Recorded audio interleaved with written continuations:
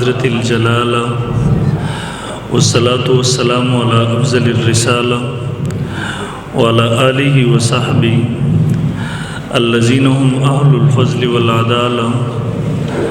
أما بعد فأعوذ بالله من الشيطان الرجيم. بسم الله الرحمن الرحيم.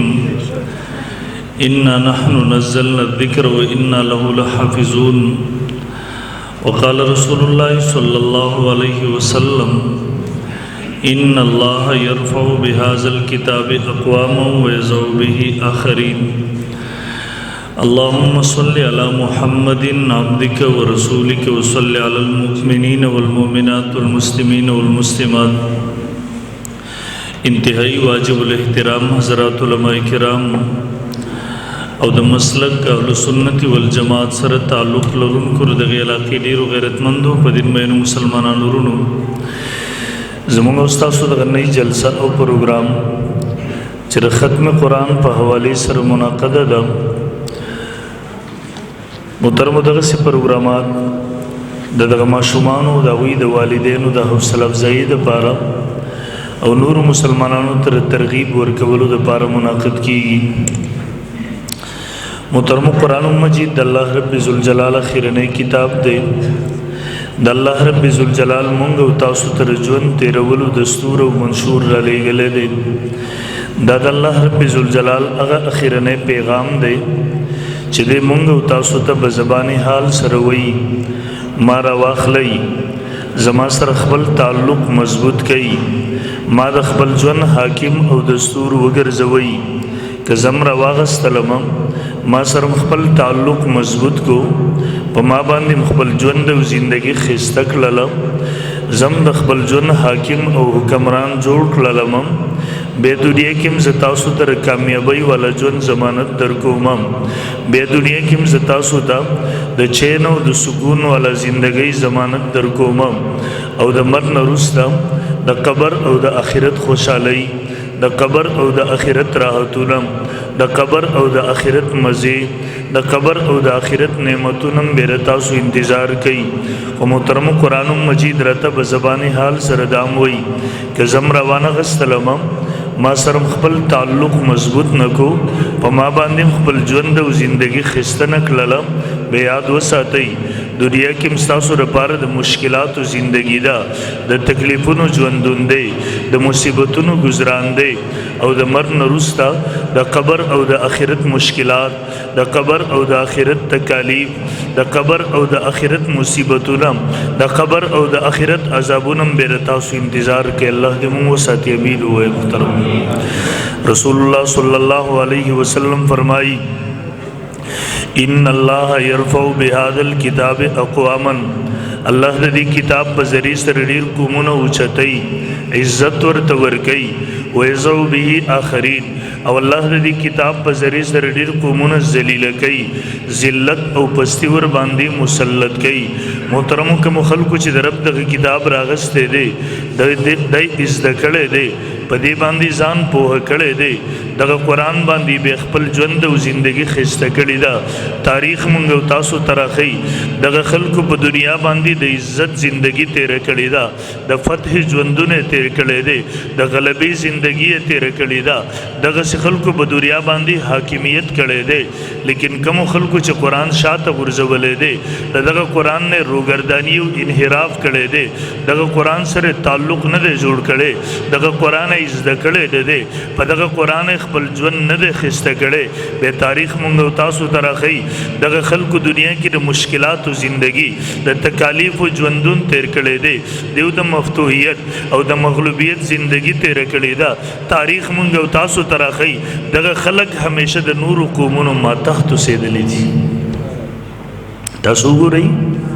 صحابه کرام رضی الله عنهم اجمعین هغه قومو درب دغه کتاب خپل دستور وګرځو، د سره تعلق خسته کو، په دې خپل زندگی خسته کړلا. بیاغه صحابه کرامو رب د کائناتو کی عزت ورکو، بیاغه صحابه کرامو رب ورته د کائنات مسخر للا هغوی بیا په کائناتو کې د فتح ژوند تیرو د غلبې زندگی تیرولا هغوی په دنیا باندې عروج تیرو هغه صحابه کرام به کائناتو ته ورسېدل رب ورته د کائنات تابع للا رب ورته د کائنات مسخر للا صحابه کرام به په کائناتو باندې حکمرانی کول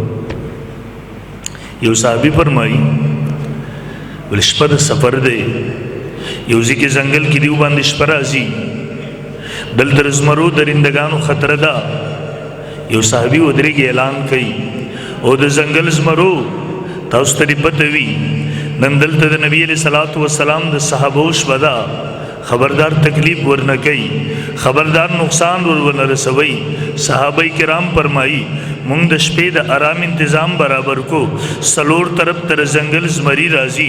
درندگان راځي د حفاظت د پاره د پهرې د پاره ودرېږي صحابه فرمایش په سبا شولا مونږ خپل طرف تر کوچ اراده وکړه مونږ خپل طرف تر روان شو د ځنګل زمری او درندگان خپل طرف ته واپس شو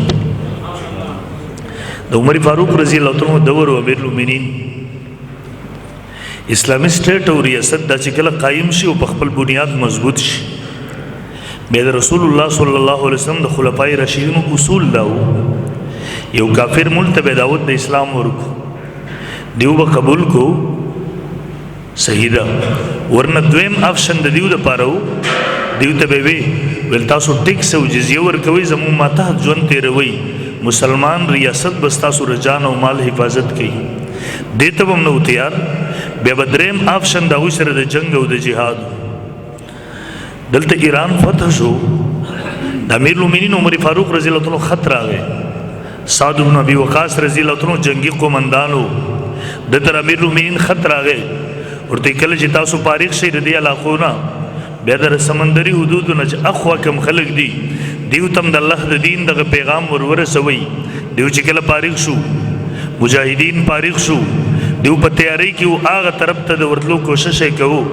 هغه تم پته لګیدلې ده چې مسلمانان مجاهدین د فراغت نورست په مونږ حمله ورکیدون کې دي هغه یلتا د عام درب څومره ذریعہ چې ټولې ختم کړلې سبات سعد بن ابي وقاص رضی الله تعالی سلمان فارسی نه تبوس کوي ورته سلمانا یو طرف تر امیر المؤمنین حکم دی بل طرف ته وبدي د پوری وته سلار نشدره سلمان سکو هغه ورته جواب ورکي ورته ساده امدغه سمندرو رب موسی علیه السلام تلار ورللا فرعونیان غرق للا امدغه ورو رب سیدنا حضرت ابراهیم علیه السلام ته گل گلزار کر لو آج بھی ہو جو ابراہیم کا ایمان پیدا آگ کر سکتی ہے انداز گلستہ پیدا ورتوی سکو ورتوی دا موسیٰ علیہ السلام رب ننم موجود دے بدغ سمندر با مونگ تملار راکی تخپل اسب سمندر ورا چوا مونگ در پسیو تزمونگ جنگی بشری روایاتو کی رازی دیو خپل اسون پا سمندر دا پاس وروا چول دا قافلہ پا سمندر دا پاس ارتی رسولا